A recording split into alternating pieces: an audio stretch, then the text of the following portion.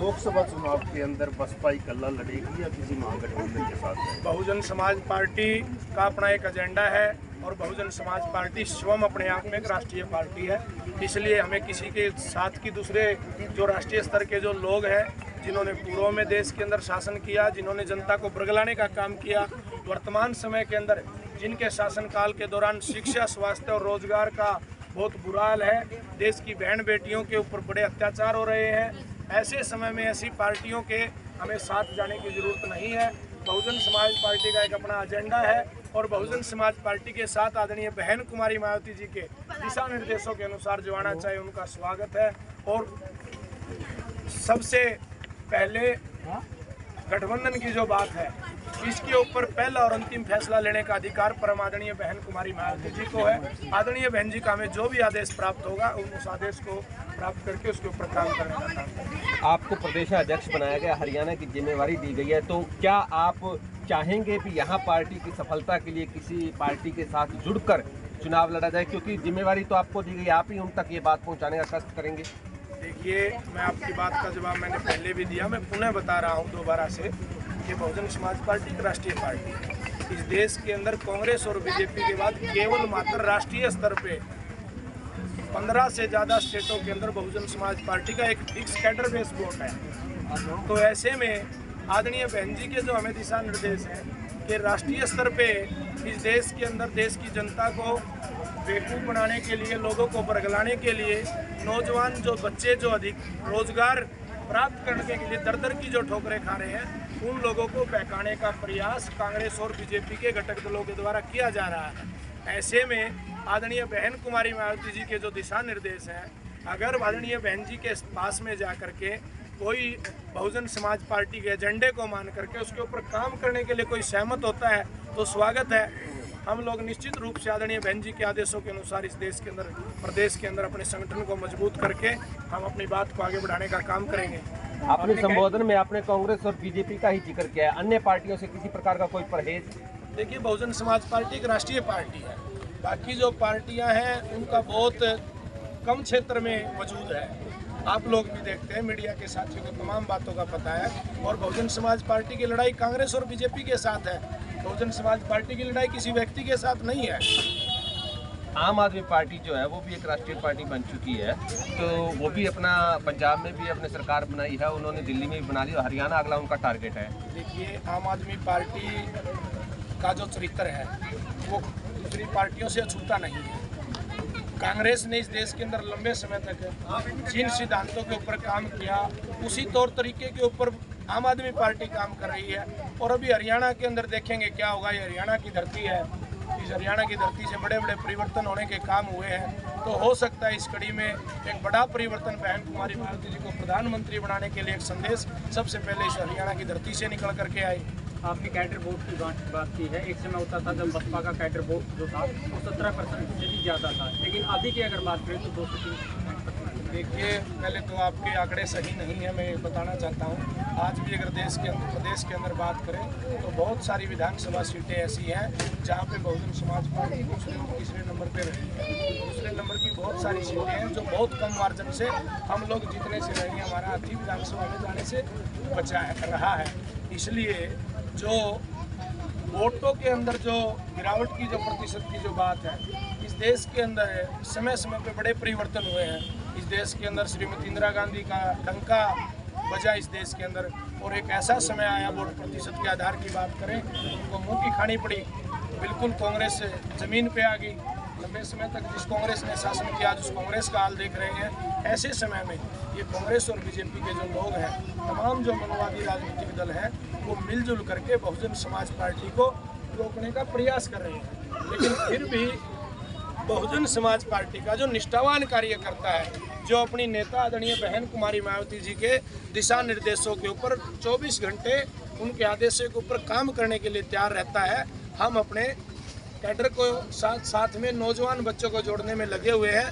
और जो तमाम जो पूर्व में कमियां रही हैं उन कमियों के ऊपर विचार विमर्श करके हम पुनः दोबारा से बहुजन समाज पार्टी एक बहुत बड़ी शक्ति बन करके प्रदेश और देश के अंदर उभरने का काम मणिपुर हिंसा जो ज्वलंत मुद्दा बन चुका है, जिसकी गूंज जो है पूरे विश्व में इस वक्त गूंज रही है, और वहाँ पर एक देश के प्रधानमंत्री के द्वारा इतने समय बाद चुप्पी तोड़ना, क्या लगता है आपको? देखिए, ये कांग्रेस और बीजेपी का कल्चर है। राजस्थान के अंदर कांग्रेस की सरकार है। राजस्थान के अंदर कांग्रेस के शासनकाल के दौरान गरीब लोगों की बहन बेटियों पे सरेआम अत्याचार हो रहे हैं। सरकार के चहेते जो नज़दीकी लोग हैं वो लोग भी उन केसों के अंदर इन्वॉल्व हैं जिनके ऊपर कोई कार्रवाई नहीं होती। रही बात मणिपुर की घटना की, ये घटना जो ही मीडिया के माध्यम से राष्ट्रीय पटल पे आती है, कल सुबह ही आदरणीय बहन कुमारी मायावती जी ने अपने ट्वीट के माध्यम से देश के प्रधानमंत्री को जगाने का कार्य किया। तो आज देश का प्रधानमंत्री की स्टेटमेंट आई है कि जो दोषी लोग हैं उनके ऊपर सख्त से सख्त कार्रवाई की जाएगी। ये बीजेपी का चरित्र है। इस देश की महिलाओं का सही मायने में अगर किसी शासन और पार्टी के दौरान सम्मान सुरक्षित है तो उस पार्टी का नाम बहुजन समाज पार्टी है, जिस पार्टी की राष्ट्रीय अध्यक्ष स्वयं एक महिला है, जो अपने एक कार्यकर्ता को इस बात के लिए निर्देशित करती है कि इस देश के अंदर हमें किसी भी जाति धर्म मजहब के आधार पर किसी के साथ गलत करने का अधिकार नहीं है। यही बात भारत का संविधान कहता है, और भारत का संविधान बहुजन समाज पार्टी का घोषणा पत्र है। भारत के संविधान के अंदर परम पूज्य बाबा साहब डॉक्टर भीमराव अंबेडकर जी ने महिलाओं को समानता का अधिकार दिया है, और उसी बात के ऊपर काम करते हुए बहुजन समाज पार्टी और बहुजन समाज पार्टी की नेता परमादरणीय बहन कुमारी मायावती जी आगे बढ़ रही हैं। बहुजन समाज पार्टी पर दलित पार्टी का एक टैग लग चुका है, लेकिन क्या कारण है कि अभी तक दलित वोटर को एकजुट नहीं कर पाई है, क्योंकि कई धड़ों में बटा हुआ दिखाई देता है? देखिए, इस देश के अंदर तमाम जो विरोधी दलों के लोग हैं वो ऐसी खामखा और बिना काम की बातें प्रचारित करने का काम करते हैं। बहुजन समाज पार्टी के अंदर राष्ट्रीय स्तर पे अगर आप जो देखोगे तो बहुजन समाज की अलग अलग जातियों का बहुत बड़ा प्रतिनिधित्व बहुजन समाज पार्टी में है। बहुजन समाज पार्टी के लोग राज्यसभा में रहे, बहुजन समाज पार्टी के आज 10 से ज़्यादा लोकसभा के सांसद हैं। तमाम अलग अलग जाति धर्म और समुदाय के लोग बहुजन समाज पार्टी के जो सच्चे निष्ठावान कार्यकर्ता हैं, आज पार्लियामेंट के अंदर अपने देश के अंदर जो ज़रूरतमंद लोग हैं उन लोगों की आवाज़ उठाने का काम करते हैं। इसलिए बहुजन समाज पार्टी सर्व समाज के लोगों की पार्टी है। ये अलग बात है कि बहुजन समाज पार्टी के अंदर जिन लोगों को व्यवस्था के आधार पर जिनका शोषण किया गया है उनके उत्थान के लिए भारतीय संविधान को अपना घोषणा पत्र मान करके संविधान के माध्यम से प्राथमिकता के आधार पर उन वंचित लोगों के लिए काम करने का काम बहुजन समाज पार्टी करती है। आप युवाओं को पार्टी में जोड़ने की बात कर रहे हैं, लेकिन युवाओं की अगर बात करें तो युवा तो इस समय की अगर बात करें तो भीम आर्मी की तरफ ज़्यादा करते हैं। देखिए, मैं तो तमाम प्रदेश भर के नौजवान साथियों को मैसेज देना चाहता हूँ कि बाबा साहब अम्बेडकर के आंदोलन की जो बात है, बाबा साहब अम्बेडकर का आंदोलन तलवार बंदूक और भाला लेकर के रोड के ऊपर किसी को चैलेंज करने से पूरा नहीं होगा। बाबा साहब अम्बेडकर ने इस देश के अंदर सर्व समाज के प्रत्येक व्यक्ति को, प्रत्येक नौजवान साथी को, युवा साथी को जिसकी उम्र साथियों 21 साल हो जाती है उसको वोट डालने का अधिकार बाबा साहब अम्बेडकर ने दिया है।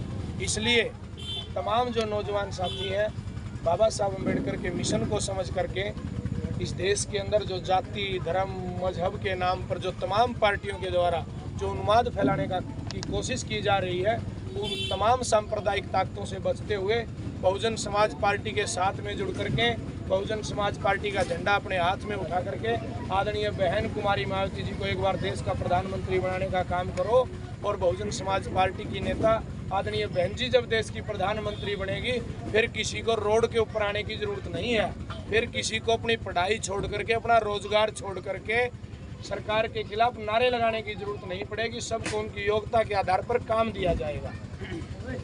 राजवीर जी, मणिपुर हिंसा का आपने जिक्र किया, मणिपुर हिंसा क्यों जन्मी, इस बारे में आप लोगों ने कभी मंथन भी किया? देखिए, हमारी पार्टी की नेता परम आदरणीय बहन कुमारी मायावती जी जो देश के अंदर राष्ट्रीय स्तर के मुद्दे हैं समय समय पर मीडिया के अंदर आकर के अपनी बात रख के माध्यम से इस देश की जनता को, अपने कार्यकर्ताओं को संबोधित करने का कार्य करती है। और इस देश के अंदर जहाँ जहाँ भारतीय जनता पार्टी का शासनकाल रहा है, आप सभी साथी इस बात से भली भांति परिचित हैं। प्रत्येक क्षेत्र के अंदर जहाँ जहाँ जिस प्रदेश के अंदर भारतीय जनता पार्टी का शासन है उस प्रदेश के अंदर कहीं जाति के नाम पे, कहीं मजहब के नाम पे, कहीं धर्म के नाम पे, कहीं वर्ग समुदाय के नाम पे लोगों को आपस में लड़ाने का काम बहुजन समाज पार्टी करती रही है। आज भारतीय जनता पार्टी करती रही है। और आज भारतीय जनता पार्टी का जहाँ जहाँ शासनकाल है, शासनकाल के दौरान जो हालात पैदा किए जा रहे हैं, इन तमाम जो समस्याओं का समाधान है वो सिर्फ और सिर्फ बहुजन समाज पार्टी की सत्ता में। क्या जो आरक्षण की बात करी वो सिर्फ भाजपा ने ही उत्पन्न की, क्योंकि आरक्षण सिर्फ अनुसूचित जाति वर्ग के लिए वहाँ किया गया था। देखिए, आरक्षण की जो व्यवस्था है, जो बाबा साहब अम्बेडकर ने भारतीय संविधान के अंदर की है, वहाँ पे सभी के अधिकारों का लिखित में वर्णन किया गया है। अगर ये आरक्षण के आधार पर जो लोगों की भागीदारी बनती थी, जो प्रतिनिधित्व बनता था, शोषित वंचित लोगों को, दलित और पिछड़े समाज के लोगों को उनका प्रतिनिधित्व देने का काम करती, तो आज ऐसे हालात देश में पैदा नहीं होते। प्रदीप जी, एक सवाल आपसे भी है। एक समय था जब आपका एक सोशल मीडिया पर एक फोटो दोनों का बहुत ज़्यादा वायरल रहता है, जब आप युवा अवस्था में थे, हालांकि अब भी हो, लेकिन उस समय का वो फोटो जब अर्धनग्न अवस्था में आप चलते थे, अब वही जोड़ी दोबारा से मैदान में दिखाई दे रही है, तो बसपा हरियाणा में क्या कुछ नया बोलते हैं? देखिए, जो सोशल मीडिया पे फोटो वायरल है, हम परम पूज्य बाबा साहब अम्बेडकर की आंदोलन को माननीय बहन कुमारी मायावती जी के नेतृत्व में बहुजन समाज पार्टी से हमने सीखा। जब हम छात्र थे, हमें पता चला कि ये कांग्रेस सत्तारूढ़ पार्टी ने शिक्षा का सत्यानाश कर दिया है, तो हम लड़ाई लड़ेंगे। हम लड़ाई लड़ रहे थे। आज वही बात हम कर रहे हैं कि हम सक्रिय राजनीति में आए हैं। तो जो शिक्षा, जहाँ 5वीं का बोर्ड तोड़ा गया, 8वीं का बोर्ड तोड़ा गया, नो डिटेंशन पॉलिसी लागू की गई, 9वीं पास अंगूठा छाप कांग्रेस ऐसा चाहती है। अब हरियाणा सरकार, हरियाणा प्रदेश में बीजेपी की सरकार है, चेंज क्या किया? कुछ नहीं। इसका मतलब ये है कांग्रेस बीजेपी दोनों ही एक ही थाली के चट्टे बट्टे हैं। पहले वो भाजपा ही थे, कांग्रेसी हो गए, अब कांग्रेसी हैं, फिर वो भाजपा ही हो जाएंगे, कोई फर्क नहीं। ये जो जोड़ी का जो सवाल है, तो सबसे पहले परम पूज्य बाबा साहब अम्बेडकर जी का जो नारा है, जो मूल मंत्र है, वो शिक्षा ही है। शिक्षित बनो। हम शिक्षित हुए, शिक्षा पे जिसने डाका डाला, हमने लड़ाई लड़ना शुरू किया। बतौर छात्र नेता आज माननीय बहन कुमारी मायावती जी के आशीर्वाद से पूरे प्रदेश में सक्रिय राजनीति में हम लड़ाई लड़े। जी।